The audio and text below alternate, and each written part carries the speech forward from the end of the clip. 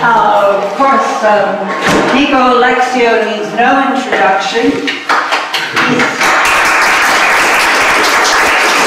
a professor of sociology at Queen's College, where he received the President's Award for Excellence in Teaching. He's director of the Hellenic-American Project at Queen's College. It's a great thing. He's recording Greek Americans and their voices. And he's the author of 5 books of poetry.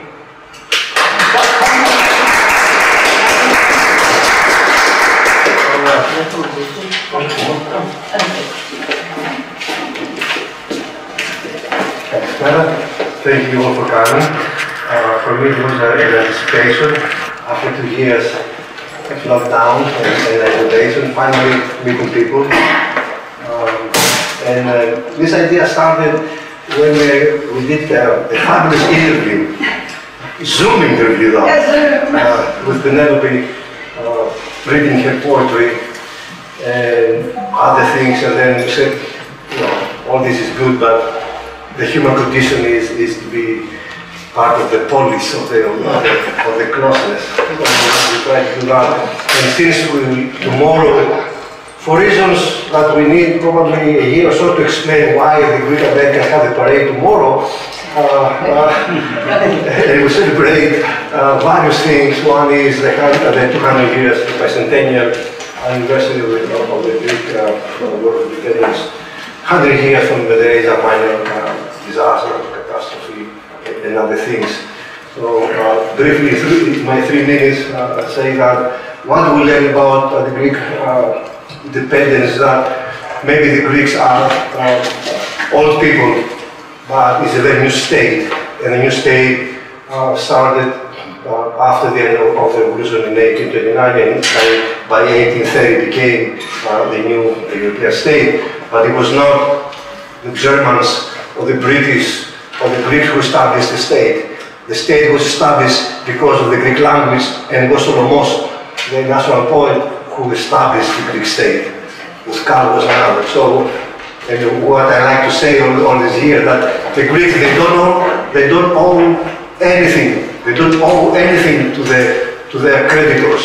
They owe China. They owe everything to their poets. And to remind how history repeats itself, we heard a lot of things throughout the past year or the previous year about Philhellenism and other things, especially American Philhellenism. And it's true, the masses supported the Greeks, the Greek fire, as they call it, or the Greek fever, but not the state. It was because of the Greek Revolution and how marginalized it was, and how unexpected it was against the tyranny of Europe with Metternich and others.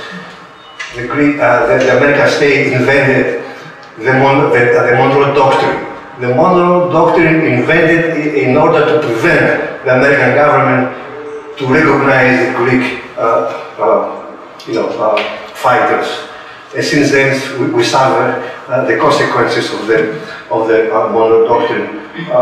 Even today or yesterday, Turkish airplane violated the airspace of Greece, and also they threat the islands of the Aegean Sea. And still the Americans say, oh, it's something you should solve by yourselves, although we are a member of NATO, etc. As far as concerned the Asia Minor catastrophe, the poem I'm going to read later, it's called Memorial Day. It's a story, it's about Neonia of Volos, my hometown, Vietnam, in honor that Mr. Kirati, we are from the same place. And, thank you for accepting being here today.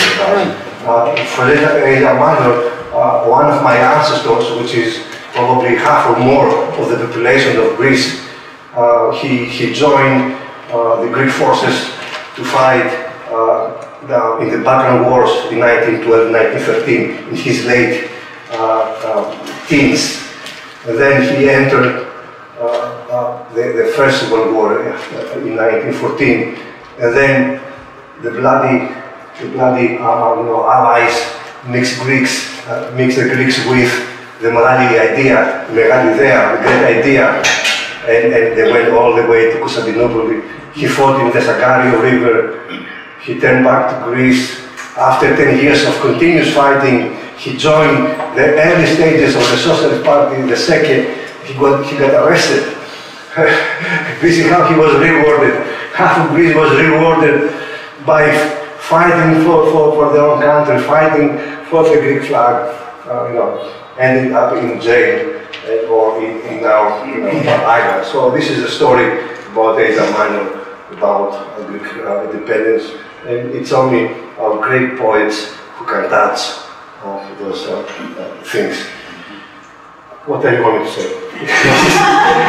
Mika, you were going to present a poem or a... Yes, of course. But I need assistance, and as I said, I'm not going to say how many years. Finally, we reunited again with Maria. Maria will read the translation. Please come with me. So, the first poem is, let's read the Memorial Day to commemorate the Asia Minor disaster. For me as a sociologist also is very problematic about the Greeks from Asia Minor when they came to America. It's difficult to count how many Greeks are in American soil. We don't know. Because the Greeks who came from Ionia, they came with a Turkish passport, and the American immigration authorities, they count them not as self-identification as Greek, but they count them according to their passport. We only had other passport of general entrance, something like that. So we lost a huge number of people there. So this is Memorial Day for all our predecessors before us who really fought for Greece, and not only. I'm writing a book now about the Greek Americans in the 1930s, and it was a strong movement of 150 Greek Americans and Cypriots who went to fight in the Spanish Civil War.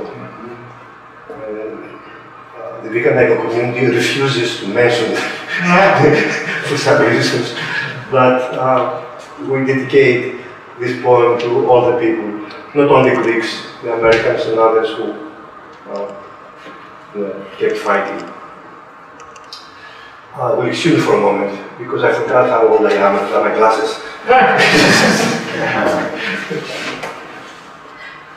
Memorial Day.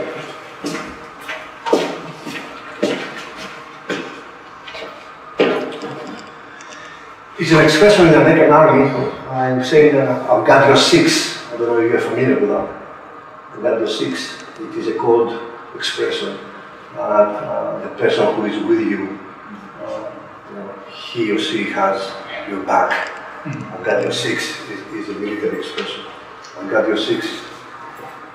Με σε κατεμένο πυρετό, με ζεστό αίμα δηλητήριο, ξεχασμένος χρόνια στην ομίχλη, φορά την πιο καλή στολή του, ακροτηριασμένος.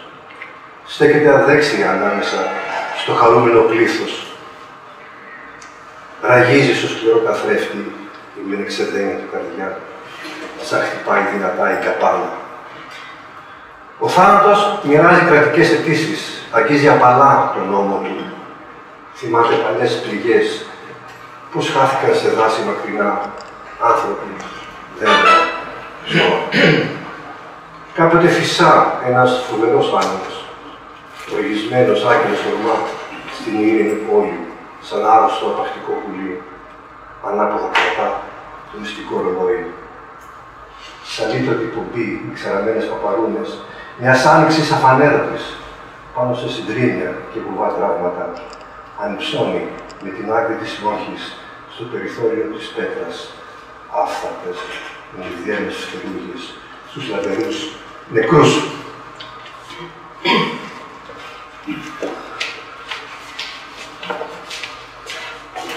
Memorial Day, I've got here 6, with a crippled fever and warm poisoned blood.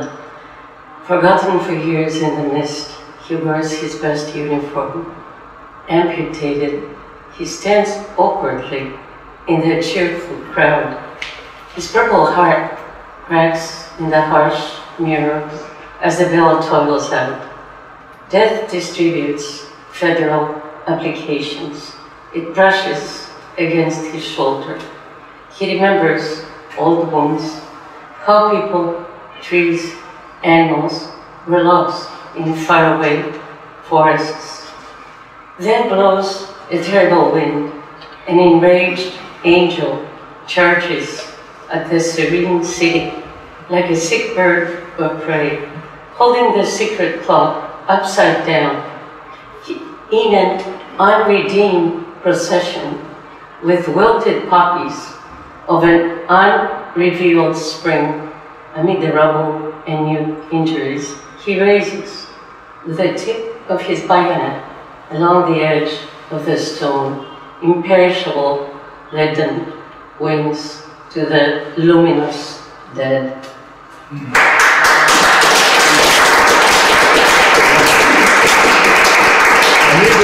Sound better in English. Oh, come on. Yes. The Greek is better. Neonia. Neonia, in Greece there are many Neonium, or Nea Svirmi, or Nea Alcarvassos, or people who came because they are forced to leave Asia Minor, came. And they suffer what many Greeks suffer in the States. When they came to Greece, they were Turks, and they couldn't go back like Greeks here, who are Greeks in America and Americans in Greece. The Kavafis dilemma, right? Alexandria, he was a Greek in Alexandria and Alexandria in Athens. So this is the dilemma with Nea Ionia. What is the point?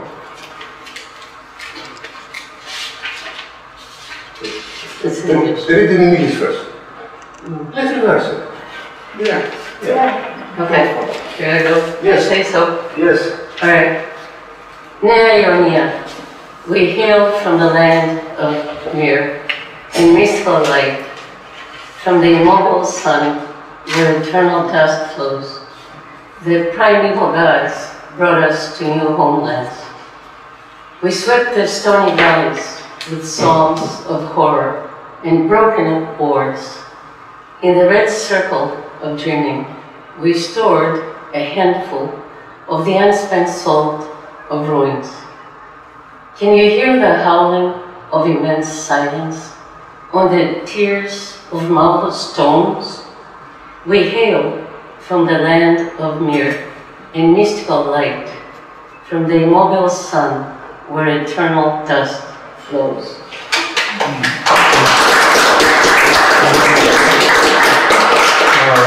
I remember when I was a child, I was playing with children my age, young age, soccer in the fields there. They used to call them, curse them as hot turkeys. And then going to school and learning more, I realized that from Asia Minor came a lot of philosophers, like Heraclitus, and I couldn't realize why they called them these bad names, since Ionia was place of glory. Ερχόμαστε στη γη των μύρων και του μυστικού φωτός, από τον αμετακίνητο ήλιο, όπου ρέει η αιώνια σκόνη. Οι πανάρχιοι θεοί μας έφεραν σε νέες πατρίδες.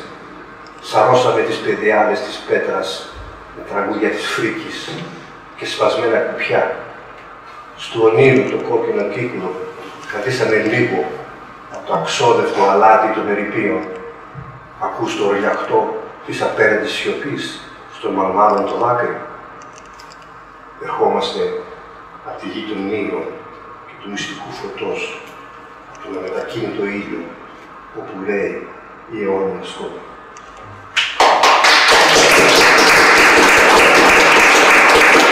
The third poem. You took my notebook?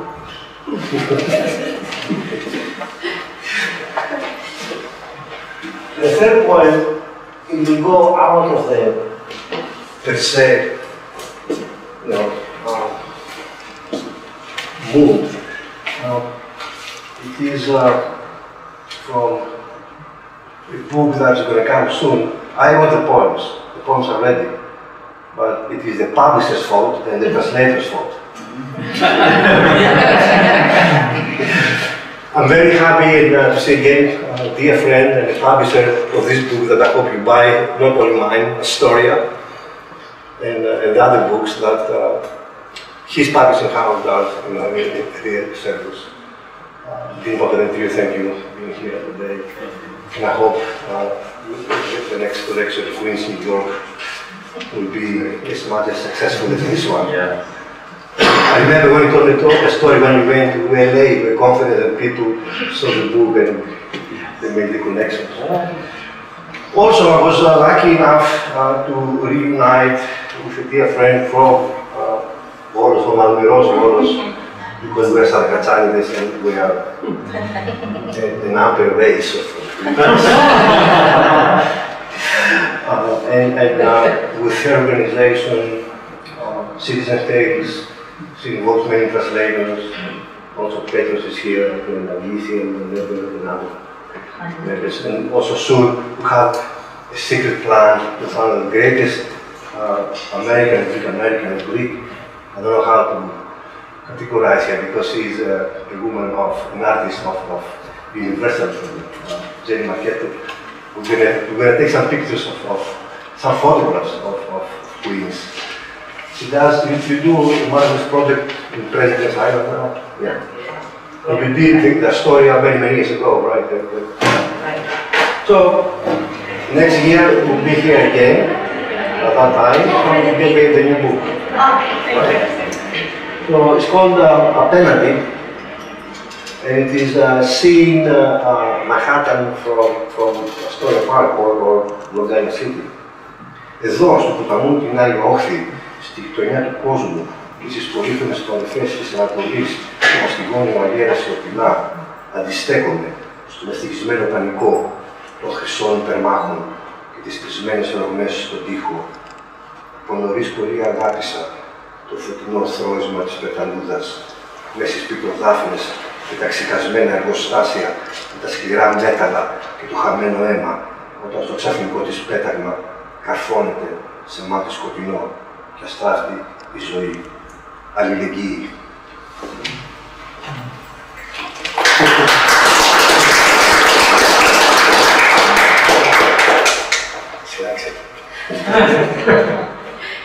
Here on the river's opposite bank, in the world's neighborhood and the colorful edges of the east, lashed by the silent wind, I resist the fortunate panic of the golden champions and the inflated cracks on the wall. In my early youth, I came to cherish the butterfly's sudden rustle in the oleanders and the forgotten factories, with a wasted blood clad in hard metals. As the butterfly swiftly dances away, nailing itself to a dark eye, life blazes. Solidarity.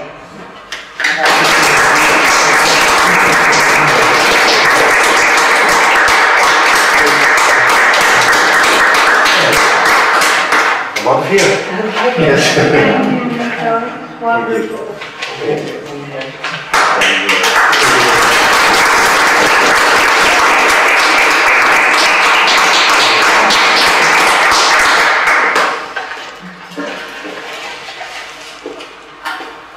Thank you, Nico. That was great. And now we will have Stephen Morrow, who, by the way, provided the wonderful refreshments. I should tell you, Stephen is a distinguished actor, director, producer, and writer. And he's going to offer tribute to the great hero of the Revolution, Lord Byron, the poet and Philhelene who gave his life for Greece. I would also like to say that Demetria Daniels is in the audience, and she has written a play, Ada, about Ada Lovelace, the daughter of Lord Byron and the first computer programmer, Stephen. Okay.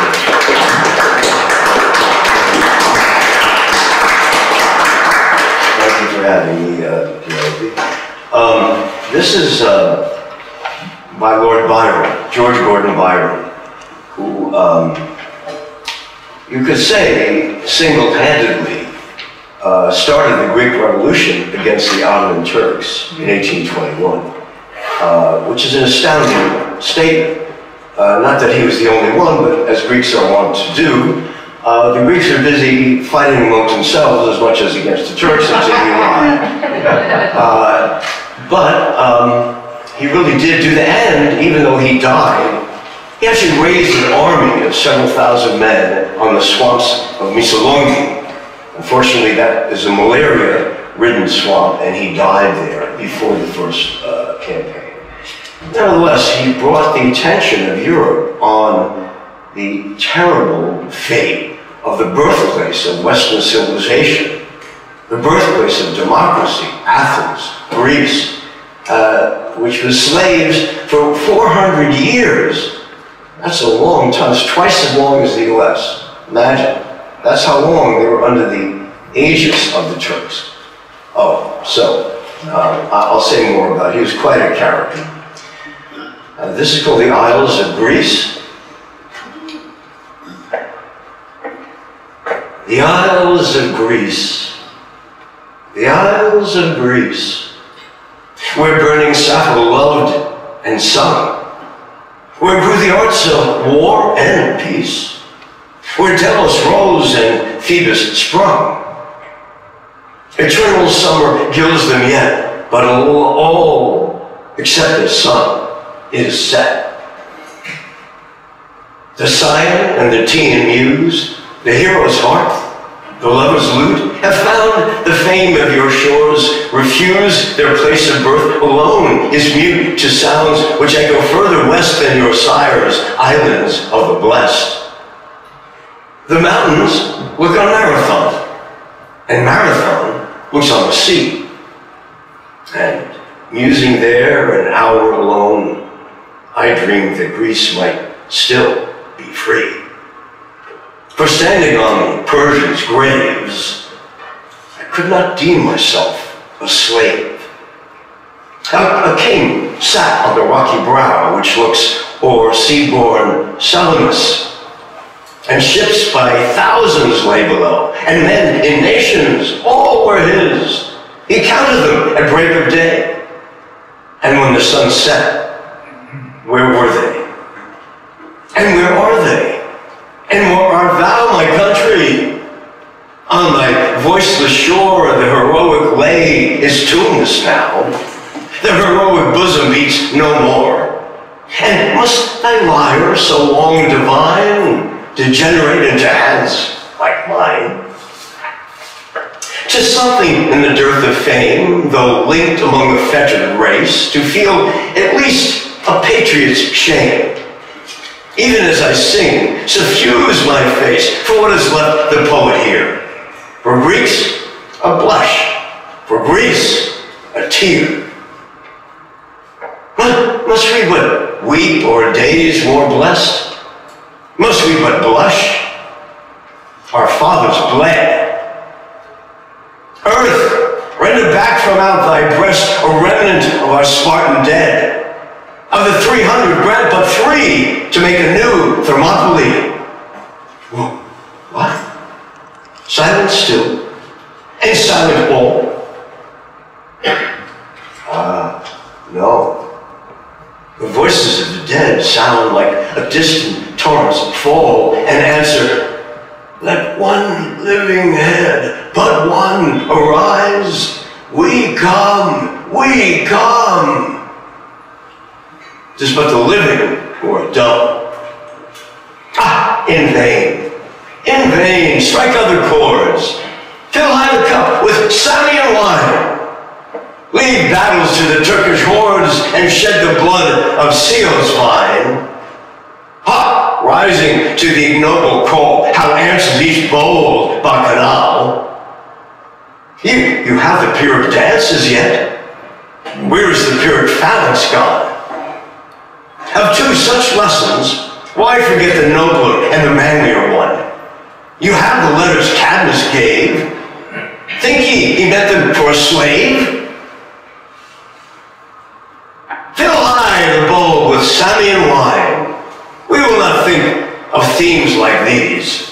It made Anacreon's song divine. He served, but served Polycrates, a tyrant, but our masters then was still, at least, our countrymen. The tyrant of Chersonese was freedom's best and bravest friend. That tyrant was Miltiades. Oh, that the present hour would lend another despot of a kind. Such chains as his were sure to bind. Fill high the bowl with Samian wine. On Sully's rock and Parga's shore exists the remnant of a line such as the Doric mothers bore. And there, perhaps, some seed is sown the Heraclean blood might own. Trust not for freedom to the Franks, their king buys and sells. In native swords and native ranks, the only hope of courage dwells. But Turkish force and Latin fraud would break your shield, however broad. So fill high the bowl with Samian wine. Our virgins dance beneath the shade. I see their glorious black eyes shine. But gazing on each glowing maid, my own, the burning teardrop, laves to think such breasts must suckle slaves. Place me on Sunium's marble steep, where nothing save the waves and I may hear our mutual murmurs sweep. There, swan-like, let me sing and die. A land of slaves shall ne'er be mine. Dash down yon cup of Samian wine. Thank you.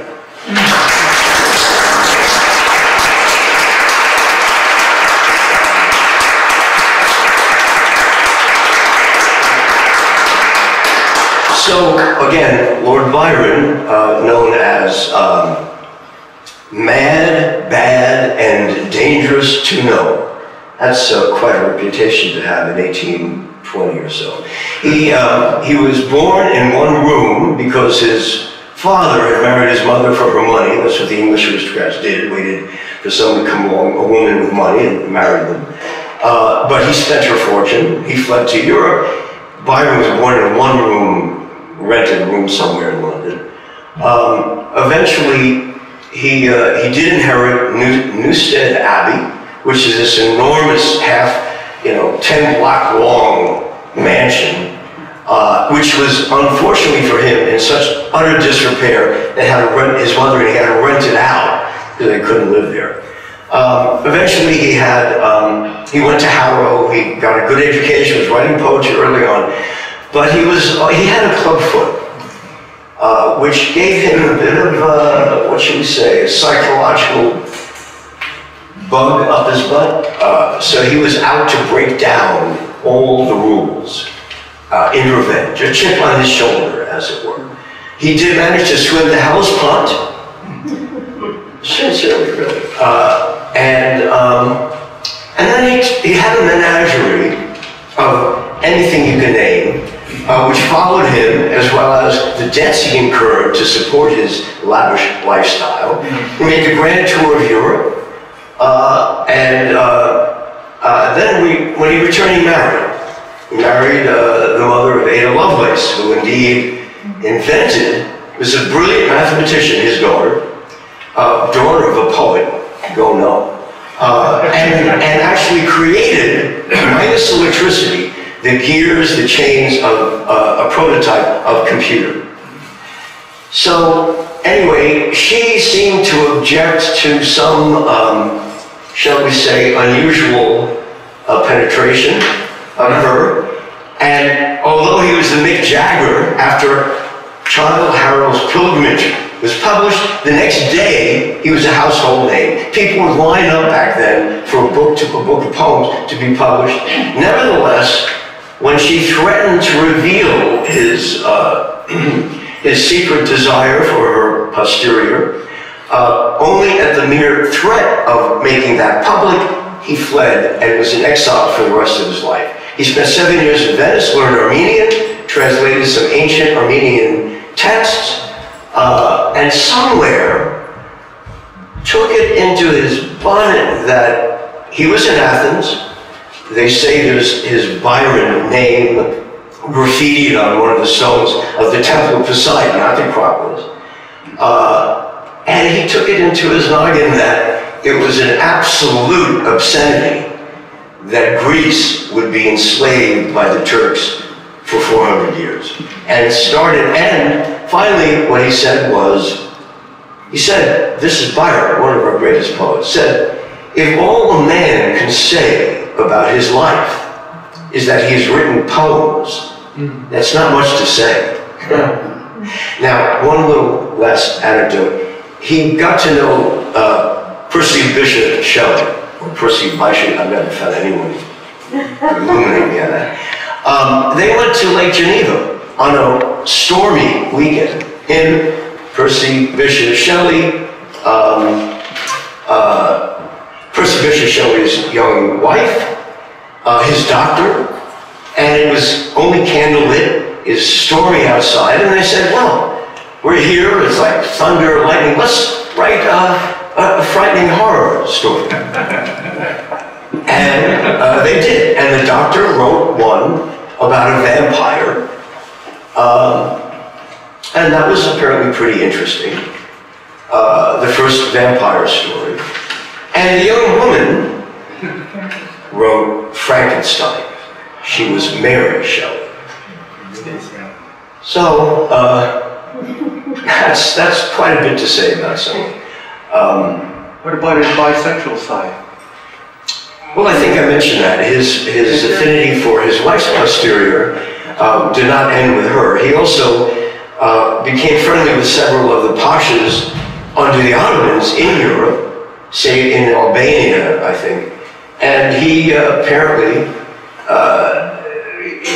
was in the company of many young boys, which was quite common back then. Now in England, the reason why he fled at the mere threat of the revelation of his sexuality, sexual desires, was that it was under at least pain of prison, but probably pain of death by hanging.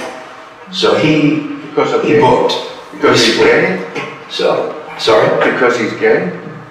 Yes, at that time, homosexuality was a capital crime. Oh, just like the guy who invented the computers, Turing. He killed himself because of the threat of being in prison for the rest of his life. And that was just 40 years ago. The Brit never apologized for that. Remember the Queen? The Queen accepted his apology. That's a very moving statement. So yeah. Anyway, moving on. We don't have all night. So that's it. Thank you. I hope you enjoyed that. That's really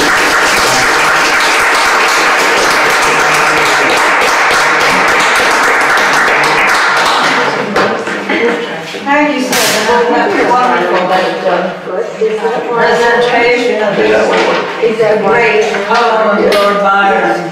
And then we have Avi Atmadziros, excuse me, and she's going to, in kind of a similar vein, she presents something about one of the heroines of the Greek Revolution, a woman who's very wealthy, and she put all her fortune to buy ships and guns and to promote the revolution and try to get Europeans to also jump in.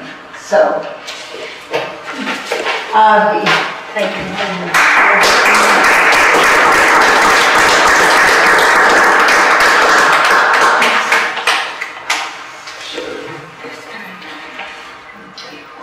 A humble daughter raised on a rock, nurtured in sorrow, breathing only the air of patriotism, will be heard by ladies immersed in the pleasures of life, surrounded by their childhood from all the wonders of human spirit, the fine arts and luxuries, accustomed to the elegance of manners and speech?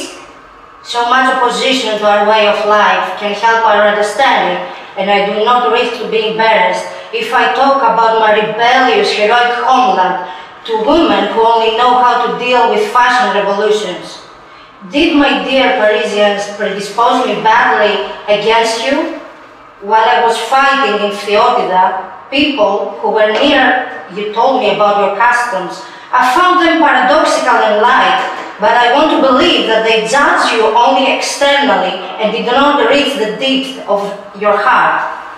This woman's heart must be painful and sensitive, honest and brave like France. I want to be justice. I turn to you although I have some doubts.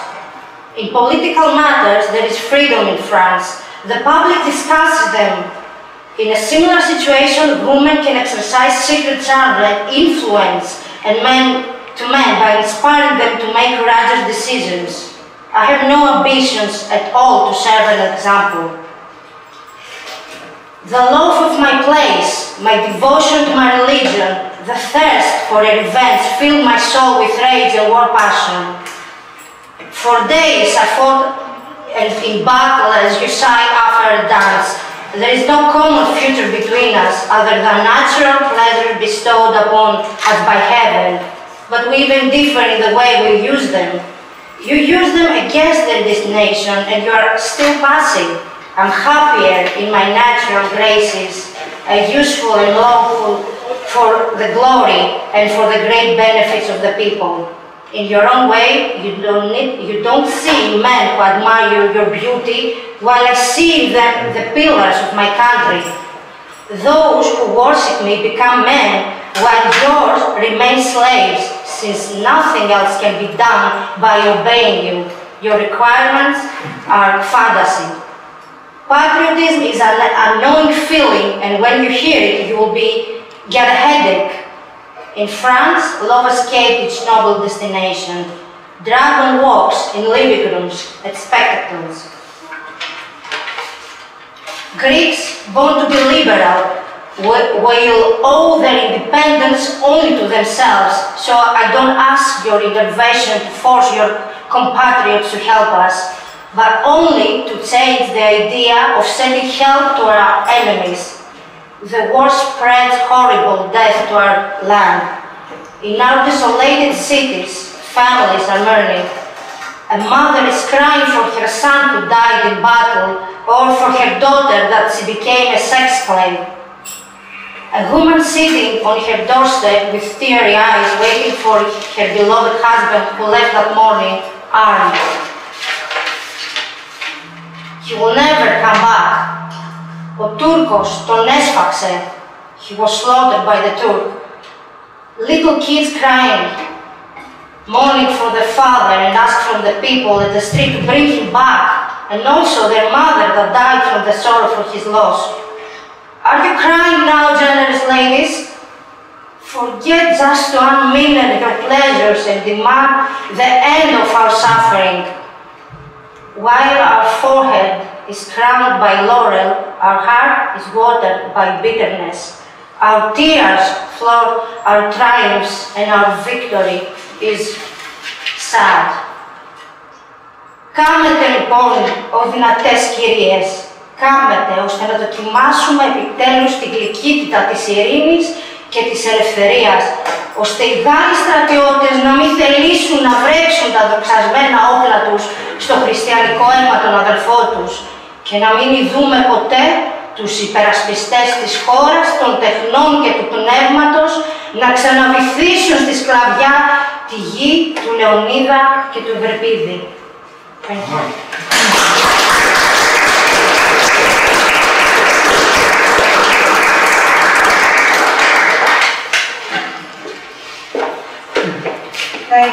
Thank you, wonderful. And now, Christos, are you ready for another song?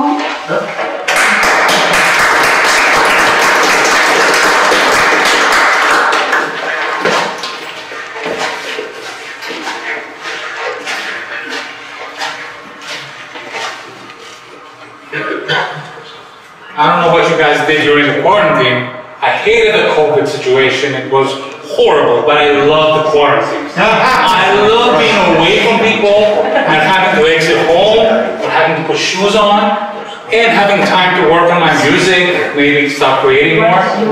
Did you all create as well? Some people did. Just be brave. Well,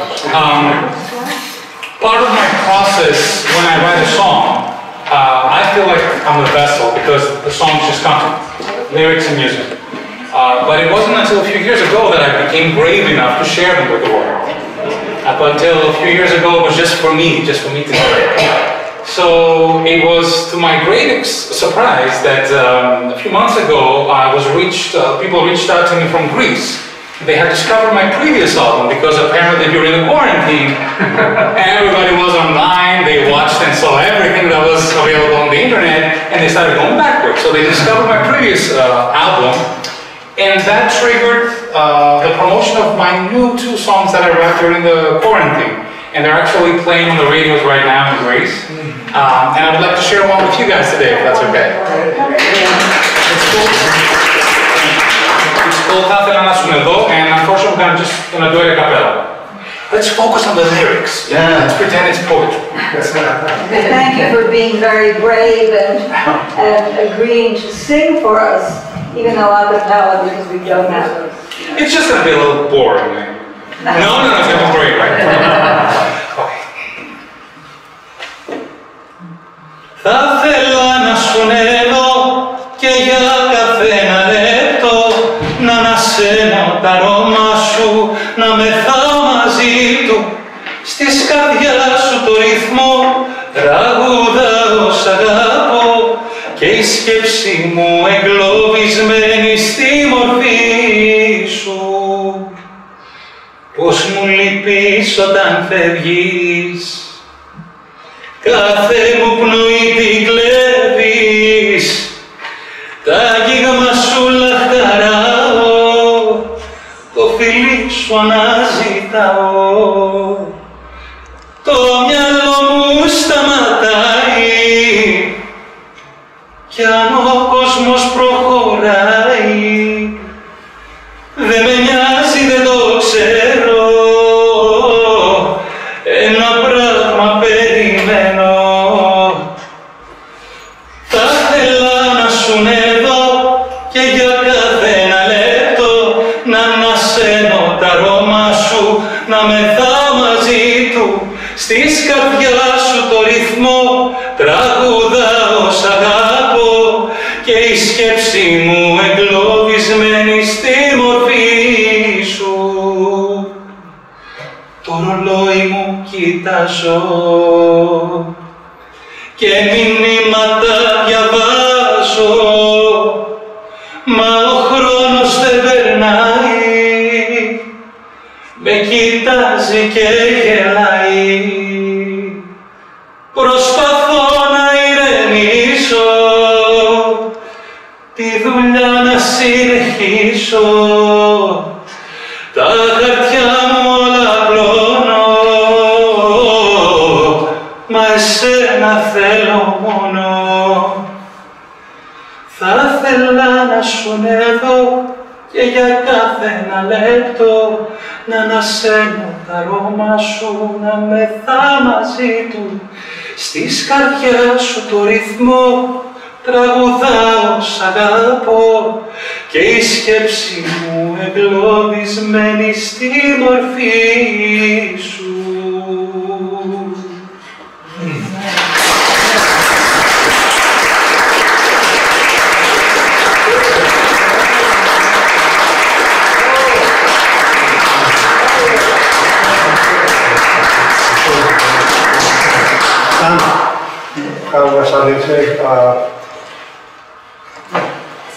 This is a Nigerian who thinks he is from Thessaloniki, Greece.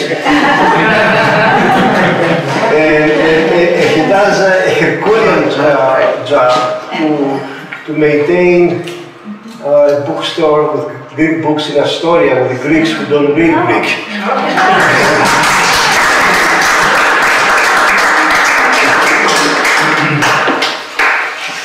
That was perfect.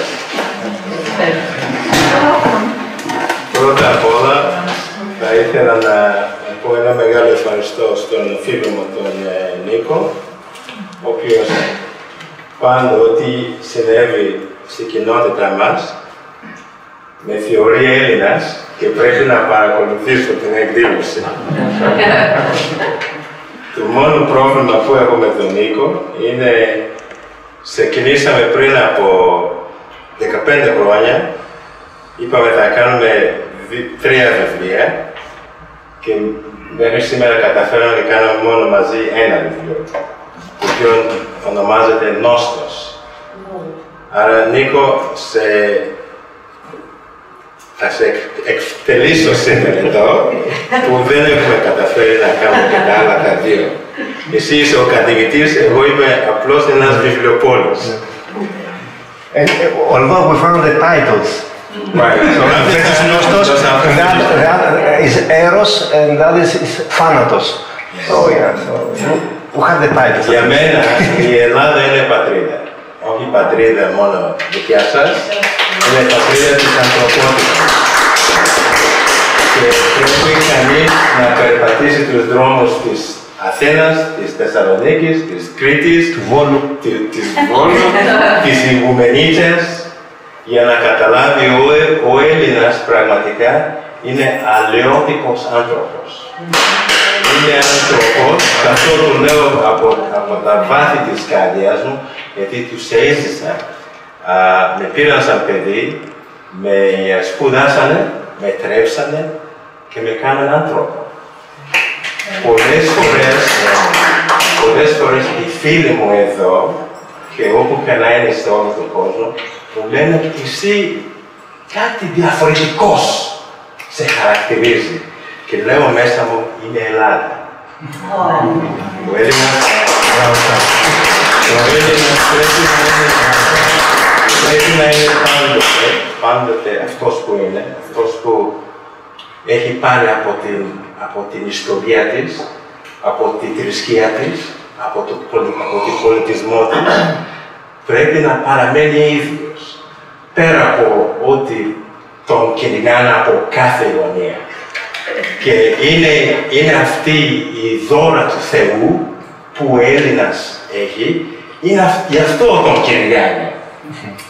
Εγώ σας το λέω γιατί το έζησα σαν παιδί από την ηλικία που θέλαμε να γίνουμε Αριστοτέλη, Ιπποκράτης, θέλουμε να γίνουμε αυτοί οι μεγάλοι Έλληνες με τα διάφορα μυαλά που έχουν. Και καταφέραμε, τουλάχιστον εγώ είχα τη τύχη να σπουδάσω στο Αριστοτέλειο Πανεπιστήμιο το όνειρο της ζωής μου. Και ύστερα που αποφύτησα από εδώ και περίπου 32 χρόνια, ακόμα ζω τη Θεσσαλονίκη μέσα. Λοιπόν, οπότε είμαι πάντοτε χαρούμενος όταν βρίσκομαι σε κοινότητα δικιάς μου ανθρώπους και θα σας αφήνω σήμερα με ένα ποίημα που δεν ξέρω κατά πόσο μπορούμε να εμφυτεύσουμε στα Ελληνόπουλα σήμερα όταν διαβάζουν τον εθνικό ύμνο, όταν το ψάχνουν, το τι σημαίνουν αυτές οι λέξεις. Σε γνωρίζω από την κόψη του σπατιού τη τρομερή. Σε γνωρίζω από την όψη που με βία μετράει τη γη. Από τα κόκαλα βγαλμένη, Ελλήνων γερά. Χαίρε, χαίρε ελευθερία. Πάντα η Ελλάδα με ελευθερία, με ελληνισμός και να μην αλλάξετε. Όπως είσαστε, εμένα μου αρέσει. Ζήτω Ελλάδα!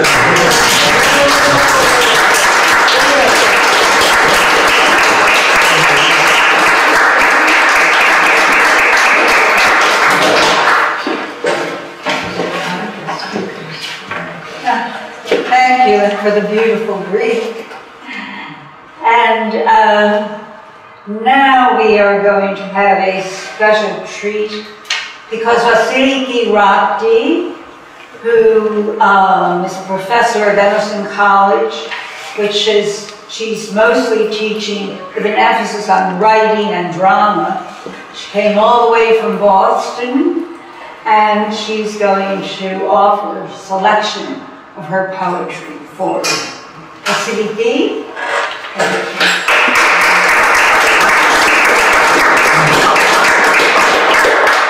Καλησπέρα. Good evening, everyone. Thank you so much, Pηνελόπη, for having us today.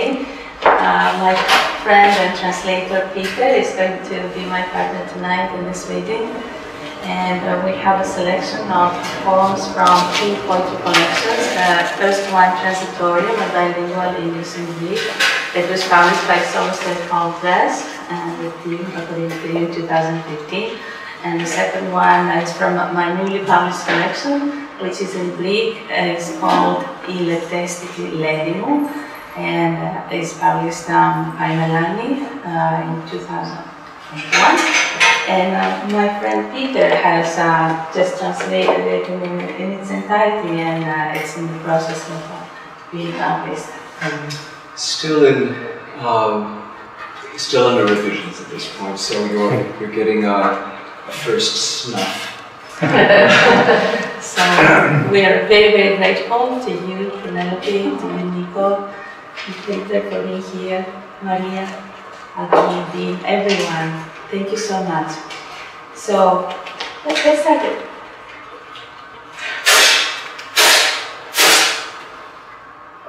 Your wings, libellula, take my breath away.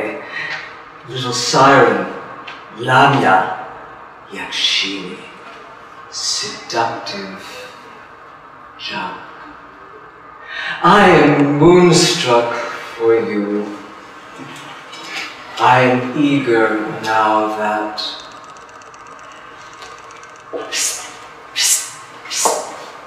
Τα φτερά σου, λιμπελούλα, μου κόβουν την ανάσα. Μικρή σιρήνα, λάμια για ξύνη. Σαγίνη, λαγίνη, σεληνιάζομαι για σε. Βιάζομαι τώρα που... You can see this is freedom or personified freedom, ελευθερία. Ξύπνημα. Εν αρχή ελληνικά. Εστίες φωτός. Παραμύθι.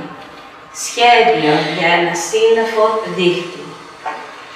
Δέομαι το φως. Νόημα. Αφρός. Η αρχή. Φτερά χρυσά. Όμορφος κόσμος. Διάφωτο αλόνι. Λευκό φανελάκι. Ρεύμα επιθετικής αγάπης στην πλάτη, όπου περώνες νερού αδιφάγες, σκουριασμένες, μιας μέδουσας μυστικής, ακραίας, κολλασμένης, εκτινάσσονται μακριά. awakening. In the beginning, the Greek tongue, hearths of light, fairy tale, blueprint for a red cloud. I beseech the light, meaning, foam, clamor, golden wings. Beautiful world, translit threshing floor, white undershirt, a draft of aggressive love on the back, where hooks of water, ravenous, rusty, of a secret Medusa, extreme, damned, jet, away! Now we're going to move to the poem that comes from My Very Fine Lady, the new one, which is more later than the previous one, which was transitory, full of extremes, like this realist spirit that is always inspiring. Σελήνη διπλής ή μονής τροχιάς, σαν ζωγραφιά που σε γυρνά πίσω στις ρίζες σου ή σε ένα μονοπάτι, αντίκριστα μακρινά σύννεφα που έλκουν τις ανελαίτες αδικήσεις μιας μοναχικής καρδιάς προς το απίθμενο ασυλί μιας ανίποτης λάμψης, του φεγγαριού η παλιά τροχιά. Moon in a double or single orbit. Like a painting that takes you back to your roots, or to a pathway opposite faraway clouds that summon the relentless resonance of a solitary heart to a fathomless, ineffable silver glow. The orbit of the moon as it once was.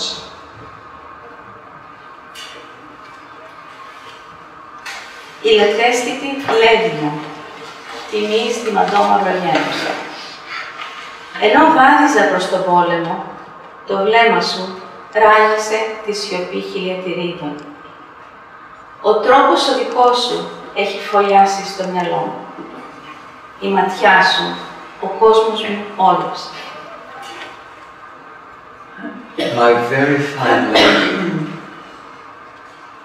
as I set off to war, your gaze fractures the silence of millennia. This manner of yours nests in my mind. Your eyes, the entire world.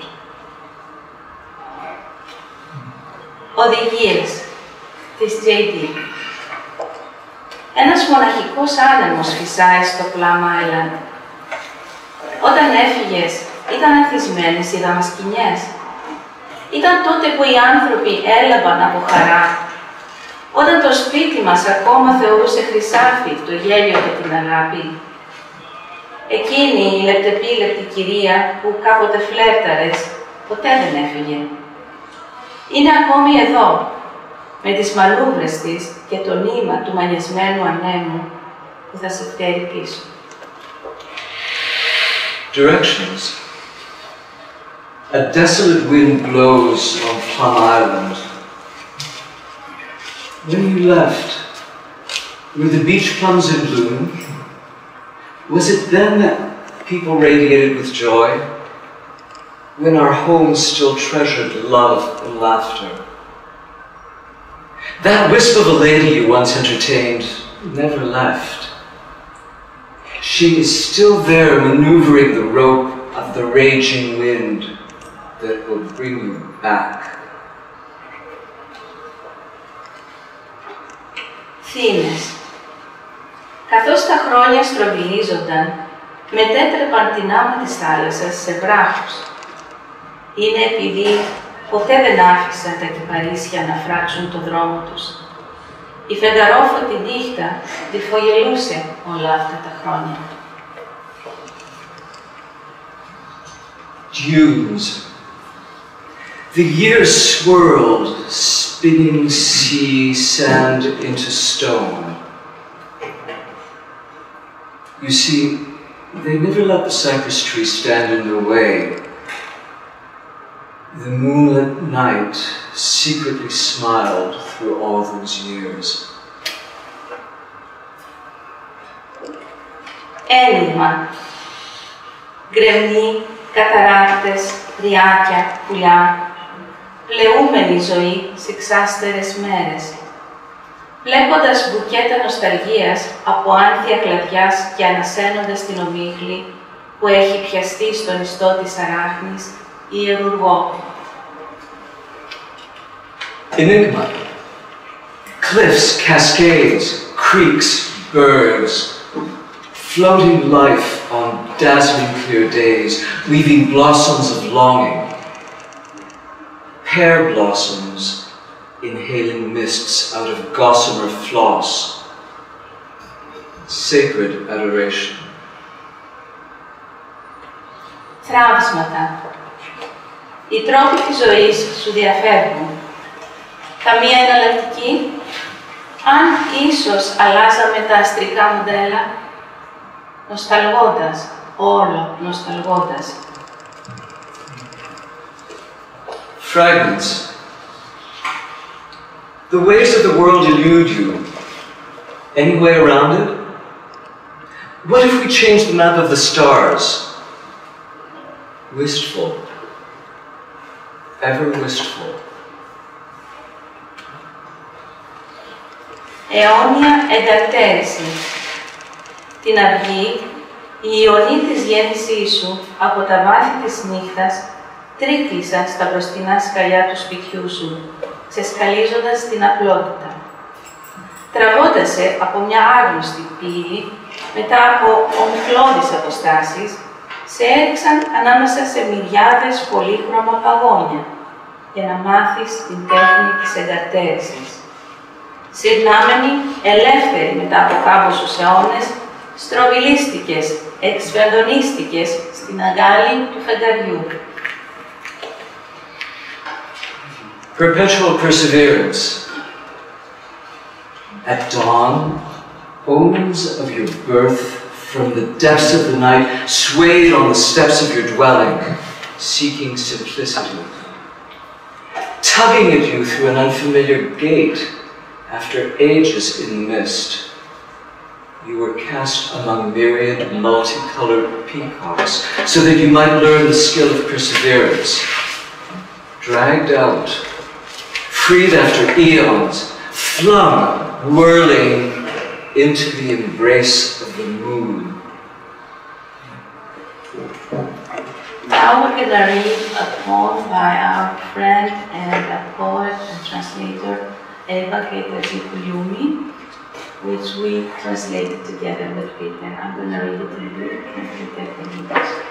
I'll just add that Ποιητική and I are going to be working with the poet in Greece in the month of August on a new collection of her poetry that's yet unpublished, and we're hoping to at least achieve a draft of a translation of the entire collection. Με λένε Εύα και είμαι μισή. Κομμάτι από το πλευρό του άλλωστε. Με αποκάλεσαν άτακτο στοιχείο. Έφαγα το κεφάλι του ρογόρου Όφεως, αυτό στην ουρά του. Ο Αδάμ το μήλο. Μετά ο κόσμος ήρθε στα ίσα του. Επινοήθηκαν σπουδαίες έννοιες. Μίασμα, ύβρις, δολιότητα, εκδίωξη. Χρήσαμε εφέτη, τον εθίσαμε να κλέβει στο ζύγι. Ένοχο ορίσαμε την ενδόμηχη επιθυμία. Μου ανατέθηκε να την προσωποποιούμε. Την θύμιζαν ο αριστερός μαστός μου, το τρέμουλο των γλουτών. Εκείνο το λακάκι στο λαιμό μου. Χάσαμε τα άδολα εκμαγεία βέβαια, όμως κερδίσαμε στην αναζήτηση. Πώς θα αντέχονταν αλλιώς τέτοια ανία, τέτοια τελείωση. Το πιο σπουδαίο ωστόσο συμβαίνει τις νύχτες, όταν μετουσιώνεται η στιγμή σε αιωνόβιο δέντρο. Τότε, αφοσιωμένη της υποκλίνομαι. Βγαίνω από τον εαυτό, γίνομαι φτερό Ίκαρο, λιώνω στο στέρνο του άντρα. Και να σκεφτείς, όλοι τους έχουν εξέλθει από τη μήτρα μου. Και ο πρωτόπλαστος, και ο Άβελ, και ο Κάιν, και οι θεοί, και τα δαιμόνια. My name is Eva. My name is Eva, and I am one half. A piece of his side, after all. They called me a naughty thing. I ate the head of the Ouroboros. The snake ate its own tail, and Adam the apple. Then the world came to its senses. Great concepts were invented. Miasma, hubris, cunning, expulsion. We anointed a supreme judge to tip the scales and turned innermost desire into guilt. I was destined to personify it. My left breast and the trembling of my buttocks and that dimple in my throat recalled it. We of course lost the cast of innocence, yet we came out winners in the quest. How else could such tedium and perfection be bearable? The most important thing, nevertheless, happens at night, when the moment is transfigured into a perennial tree. Then I bow to it with devotion. I come out of the self and become a feather of Icarus, melting into the man's chest. Imagine, all were born of my womb, the first man, both Abel and Cain, and the gods and demons alike. Now we're going to move to some poems that I'm currently writing and not published yet. Τόσο καιρό μονάχη της. Θεές στο χορό γεμίζουν την αίθουσα με χάρη και άρωμα κανέλας. Μειούν τις κορασίδες στη γαμήλια ιεροτελεστία. Ο ποιητής κρυφακούει πίσω από τα λευκά άνθη ροδακινιάς και τις μαδιές ορχιδέες. Από την κλειδαριά βλέπει την νεόνυμφη να αναστενάζει κάτω από τα λευκά σηκώνια. Alone for so long, goddesses of the dance fill the hall with grace and a scent of cinnamon, inducting young maidens into the rites of wedlock. The poet stealthily listens behind the mauve orchids and white peach blossoms, and through the keyhole spies on the bride heaving a sigh beneath the limpid sheets. And the next few poems are mine. As some of you know, in the Greek Orthodox wedding ceremony, there's a ritual procession around the altar, which likely started as a dance in ancient times, and it's known as the dance of Isaiah.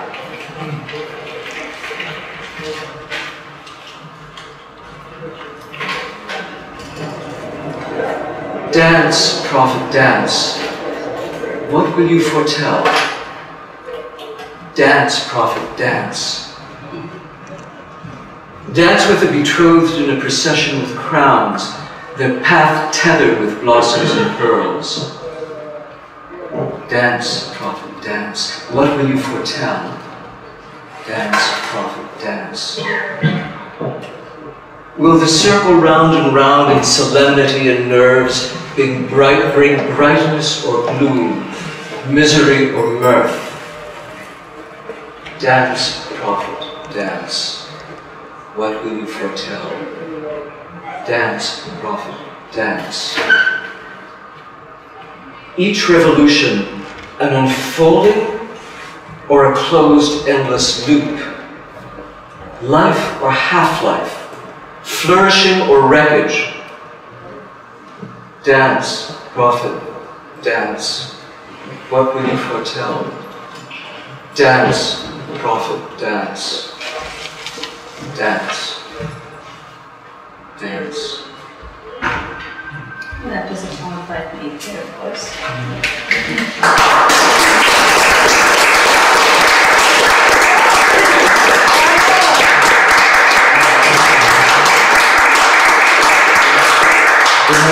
Your mind as well.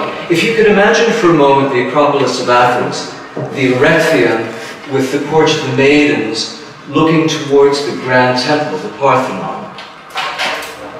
Muses. Little bird, Pulakina, soothing words in her Aunt Bee apron. Flower on her wizened hands, aniseed vapors wafting from the ancient gas contraption that she feared would someday explode. Sweetness, sugar. Terms of endearment from the other muse in my midst. Quiet strength, determination, prickly stability. Caryatids, weathered since the time of their sculpting, though they kept their arms, watching from afar and admiring how I now carried on my somehow sacred tasks amidst the pillars opposite, not quite within reach.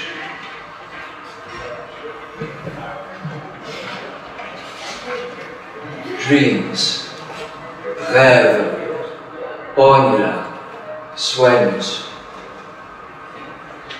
Most fade like a film I don't recall seeing. Then there are those that loop on a never-ending repeat, relentless details that spin and go round, looping, looping.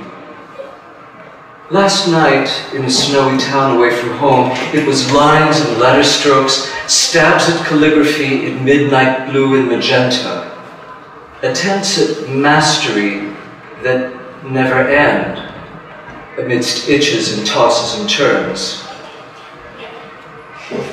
But then I suppose that's what dreams are for.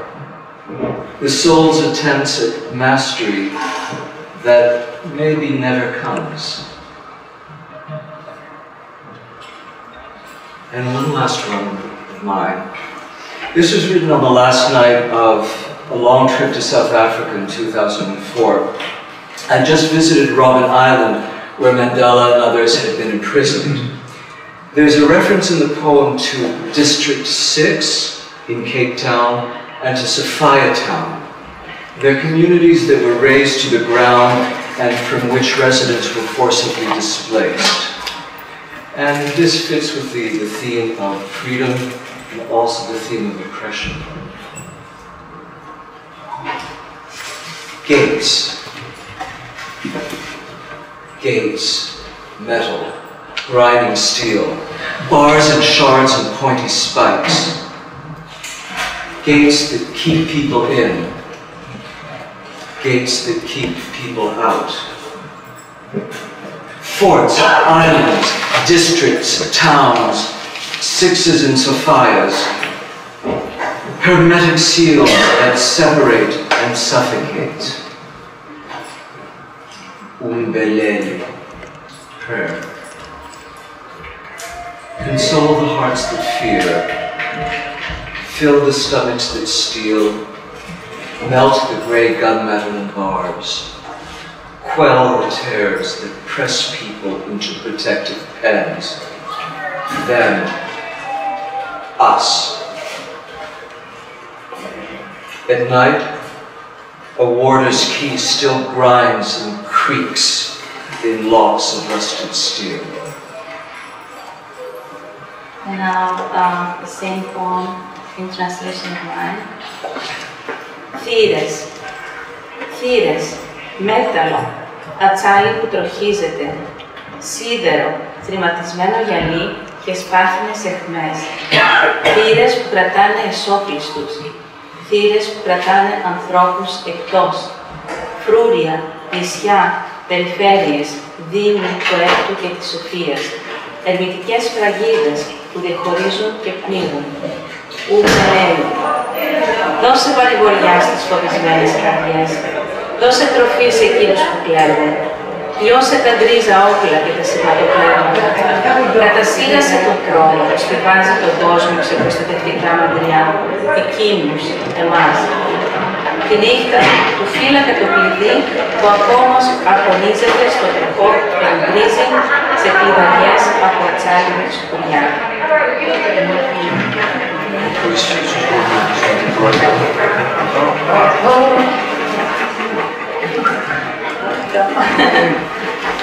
To finish our readings, excuse me, another few pieces from Pyitikki's most recent collection. We're in a time.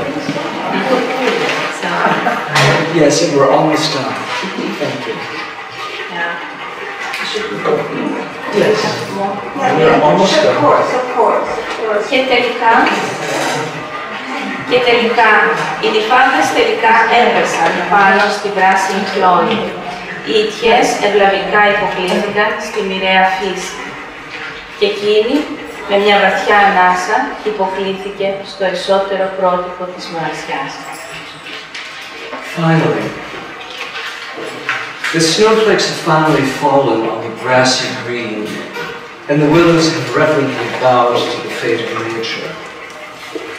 And she, with a deep sigh, is finally bowed to the innermost primeval solitude. Τα χρόνια της λύθης. Της βροχής η επίσκεψη, σκοτεινό ένιγμα που τυχαία σκεπάζει το ανθρωπόκαιμο. Θρεπτική ομίχλη, φέρε μου το κρασί σου. Εκείνο της λύθης που ξέρει να κλέβει συντρίνια, κραυγές, οδυρμούς. years of oblivion. Rain pays a visit, a dark enigma which by chance shrouds the realm of humanity. Nurturing mist, bring me your wine, the wine of oblivion, which knows how to steal away wreckage, screams, and sorrows. Αδράνεια. Όπως και του φίλου μου η αδιάψευστη δεξιοτεχνική ιδιοφυΐα, ένα μοναχικό πουλί εξαφανίζεται κάτω από ένα φεγγάρι ποτάμι, θολώνοντας στον αέρα το βαρύ «Ποιος είναι?».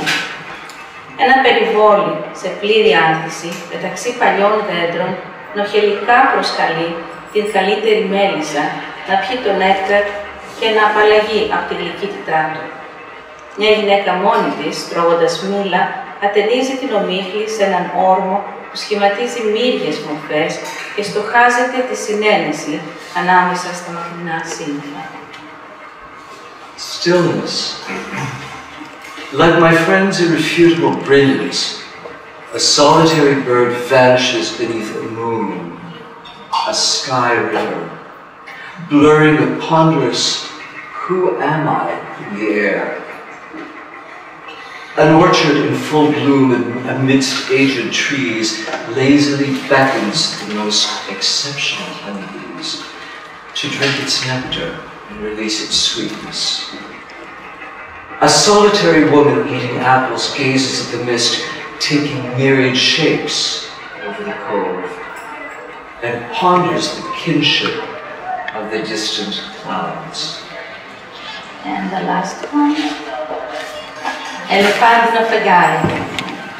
Τραγουδώ τα αρωματικά νερά κάτω από κουρτίνες και ρημνικά ελπίδων και φόβου. Μέσα από μια εναέρια πύλη, το φως φέρνει την ηχό ενός αιαρινού αέρα από πέρα μακριά. Το κεφάλι μου στο όνειρο αναδεύει καταράκτες, λόφους, λοφίσκους, από τρίχες, φωλιές, ιστούς αράχνες. Στη νύχτα των υπόγειων ρευμάτων διαφάνεια απαιτείται. Σαν χοές, ένα ποτήρι ρουμπίνι κρασί, σαν καθρέφτης διαπερνά τα οστά του ελεφάντινου φεγγαριού. Elephant moon, I sing the fragrant waters beneath the veils and the tugboats of hopes and fears. Through an ethereal gateway, the light echoes an ethereal breeze from far away. My head in a dream weaves waterfalls, hills and knolls, from strands of hair, nests and spider webs. At night, the underground streams have diaphanous demands. In a mirror reflection, the goblet of ruby red wine seeps into the bones of the elephant moon. Thank you so much.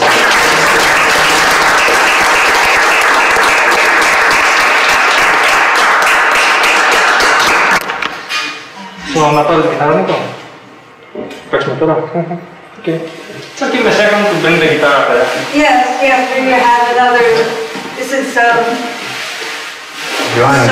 Ioannis. Second church, John. Okay. You're gonna hear John performing at St. John. I think that's a beautiful way to conclude our program. But I also want to say tonight that we have a couple of really distinguished people here. George Coxes, who is the editor of the Westview News, very happy, and he came to our party. And Dean Papadimitriou, who is the publisher of Somerset Hall Press. And you all are very distinguished, but I did want to bring those to your attention. So thanks, and we're going to have this last performer. It's a beautiful way to end our program. Thank you, everybody, for coming.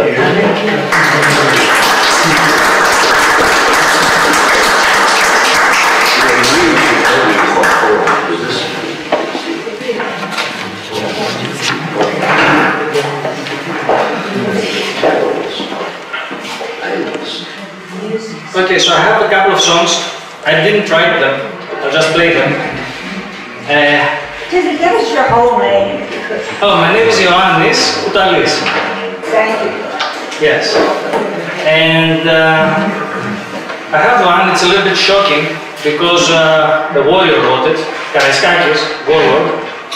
But it's good for what we do right now because we talk about these people. So this guy wasn't a poet, he was a warrior. He was using some strange words. Anyways, I'll play these words. It's in red.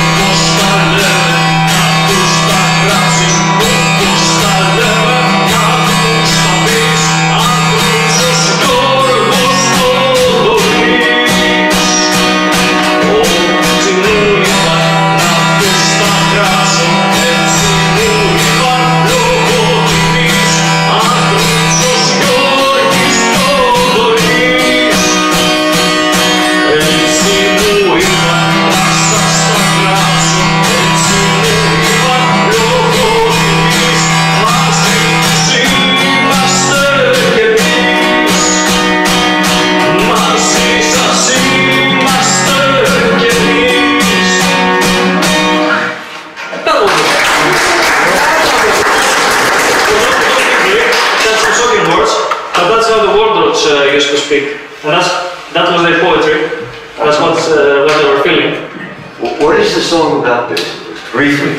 The song is what the warlord Karaiskakis answered to the Turks. So, back in the days, the Greeks were not like they are today. When the Turks were doing bad things, and were asking them to surrender or to do something or whatever, the Greeks used to answer like, okay, come grab my balls and I do whatever I want, I'm in my place, whatever. So they used to answer in very like, in a way that wasn't very polite. Vulgar. Yeah, because that's what they deserved actually. So they didn't try to make a sense out of, like, okay, but why should we do that or whatever? We know the answer. We have to discuss these things. So they used to speak like that. But they did a lot of the country, and to my opinion, everybody was good. People from outside Greece, some of them helped, many of them didn't help and did the opposite. But it was these guys who fought. It wasn't the guys who used to speak politely, to speak French, or to, were doing nice gestures. It was these guys who really liberated Greece. Bravo. And I have one more song if you want. That one is more poetic though. It's about Cyprus, it's more poetic, it's more like easy, smaller song, not big. And it has better words, it's not like